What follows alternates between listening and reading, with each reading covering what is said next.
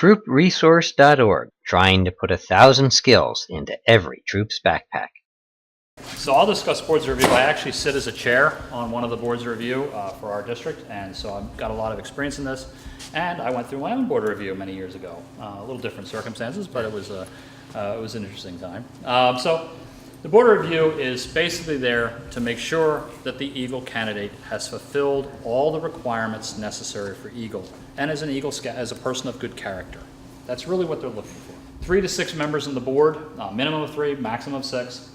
They need not be registered scouters. They could be just members and business people in your community. The only necessary thing is that they understand the significance of Eagle and they know what the requirements are. But for instance, I've had many people, I've had church leaders on my boards, I've had police officers on my boards, I've had mayors on my boards, I've had all kinds of different people on my boards, and I encourage that kind of involvement. And I'll tell you why. Because when we have those kind of people on the board, they start to understand the quality of your young people. The quality of the things that they're doing in our community. Those people that are not scouters, who are from outside in the community, those folks begin to understand how much work our scouts are really doing in the community, and it starts to hit home with them. So that's great. I mean, I had a pastor at one time who was very reluctant to allow a scout troop in his church, and I had him sit on one of my boards. And after that, his scout troop got approved. And that was Troop 3. So it was pretty amazing. One scout at a time. You only have one scout going through at a time. There will not be these dual things or whatever else. Actually, when I was a kid, they did do that. They don't do that anymore. No family members may be in attendance. Now that the rule here is that no family members in attendance. However, if a family member absolutely says, I want to be there, I must be there, we have to allow the parent to be there. But generally, we really don't want the parent to be there because it's going to affect how the scout performs. And it can actually make the scouts quite nervous. Unit leader introduces the scout and may observe, but may not participate. So it doesn't have to be the scoutmaster. It's whoever wishes to sponsor that scout. And usually it's a leader within the troop. It's a scouter within the troop that does that. It could be an assistant scoutmaster, a scoutmaster, committee member, committee chair, or someone else. But they're going to bring that scout in, introduce the scout to the board, tell a little bit about that scout, maybe brag about him a little bit, which is great. We like that. But they're going to talk about the scout a little bit, and then it's the scout's turn. And from then on, that person will remain silent unless asked a question. Granting Eagle rank must be unanimous by the board. It usually is. Sometimes we've had a little battle, but usually it is. And we discourage mock or practice boards of review in general. I feel sometimes that doesn't work as well because the people involved in the boards may not necessarily know what's going on in the real life, so we kind of discourage that. Scout should wear a full Class A uniform, which is almost what I'm wearing. However, if the scout can't afford it, it's okay. As much of the uniform as they can afford. We understand some people don't have a lot of money and they can't afford all the nice stuff. That's cool. Whatever they could wear is great. We do want to see that it's clean and tidy, however. There's no price on keeping something clean because a scout is clean. The uniform maybe as the uniform is worn in that troop. For instance, in our troop, our tradition is neckerchiefs for scouts that have not been on high adventure trips, but once they're on the high adventure trips, they can wear the bolo tie for the high adventure trip. That's our tradition in our troop. Your troops may have different traditions as to how they wear a neckerchief, whether they wear one, whether they don't. That's cool. Merit badge sash is worn over the shoulder this way. We don't want the hat or an OA sash, not really necessary. You can wear the OA patch, you can wear the OA ribbon, but we don't really want to see the whole sash. And don't tuck it in your belt either, that's a no-no. It's not a retest or a knowledge of skills. So for instance, as we go through the merit badge section, talking about merit badges, we're not going to ask you to demonstrate something from that merit badge. That's already been tested by the merit badge counselor. We're not going to do that. We're not going to have you tie knots on the table. That's not going to be there because that's already been demonstrated through your advancement up to that point. What we're looking for is the leadership. We're looking for all the requirements for Eagle. Did you do the project? Did you really take responsibility for the project? Did you execute it? Did you record it properly? Did you do things on time the way you're supposed to? Did you actually earn the 21 merit badges?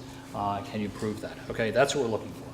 Should last about 30 minutes, generally, rarely more than 45. I had some go a little longer. I never had one shorter than 30 minutes, I guarantee you that. And the other thing is, the board is generally a pretty friendly bunch of people. These board members are people, many times they're former Scouters, many times they're, almost always, they're people who really, really value what Boy Scouts is doing for the youth in our country. And so they're there because they care about young people. And they're going to be there to try to help this young scout through the process. They're not there to grill the scout or to beat the scout up or to ask the scout uncomfortable questions or make the scout really nervous or anything else. That's not their job. Their job is there to test the requirements and make sure that that scout is capable of becoming an Eagle Scout. So be prepared to discuss when you go to your board the Scout Oath Loss motto and slogan, okay? They're going to ask you, they may ask you to repeat those things. They may ask you to stand up and say them because as an Eagle Scout, you represent Scouting. I oftentimes ask in my board, why do you want to become an Eagle Scout? It's a good question. I also often ask in the boards, what makes you different because you're an Eagle Scout? And of course the answer to that is that you're now signing up to live by the Scout Oath and Law for the rest of your life. And that's pretty heady when you think about it.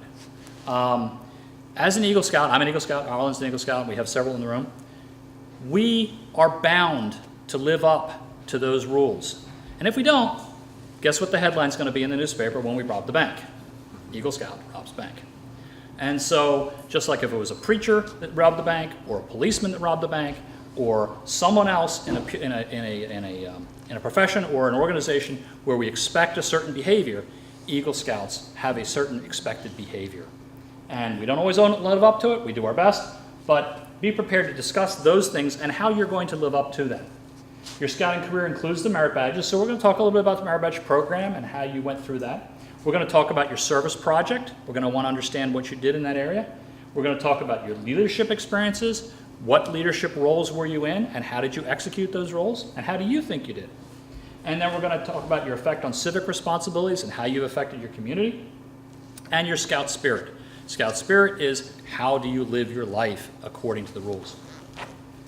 Okay, the date of board review is the date of your Eagle rank. If you are approved at your Eagle Board Review, the date effective for your Eagle Scout is the date of that Board Review. However, the Board Review itself, although they will sign your application, it does not become official until National approves it. Okay? It has to be turned into the council office, the project workbook was returned to the Scout, and then that application goes off to National, and National will then check it against all the records that the council just checked it against, but they're going to make sure that they're correct, and then they will notify the local unit and say, this person has been approved for Eagle Scout. The letters of reference are destroyed immediately after the board review. They are read by the board members, and believe me, every one of them is read. But then immediately after, the board chair will shred them. And the reason why we do that is because we don't want these letters to be used for some other purpose. We're not going to give them back to you and let you use them for a job application. That's just not going to happen. They will be destroyed, so be aware of that. Now, if you want to ask your recommender to give you another letter, a duplicate, for some other reason, that's great, but that's on you.